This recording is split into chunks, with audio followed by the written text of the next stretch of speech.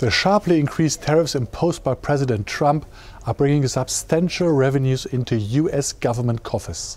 In August alone, Uncle Sam has collected nearly $30 billion. In the end, annual tariff revenues should stabilize at around $400 billion. It is at least clear who is paying these $400 billion, US importers.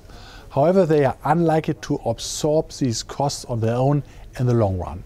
They will try to either negotiate price reductions with foreign suppliers or pass on the tariffs in the form of higher prices to their domestic customers. If foreign suppliers were to bear the tariffs, they would need to lower their prices enough so that nothing changes for US importers despite the tariff payments. However, this is not what we are observing. In recent months, import prices have not decreased.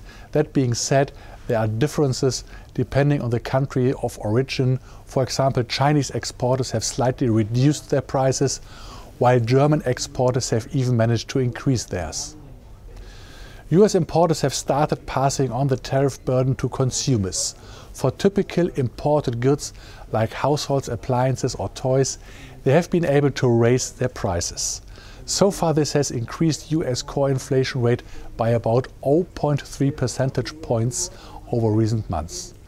Ultimately, US consumers are likely to bear the bulk of the tariff costs, leading to an estimated 1% increase in consumer prices.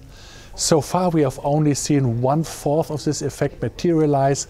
Upward pressure on inflation will therefore persist for the time being. The Fed is underestimating these inflationary risks. All of this suggests a tendency for higher US bond yields, which will have spillover effects on Eurozone bond yields.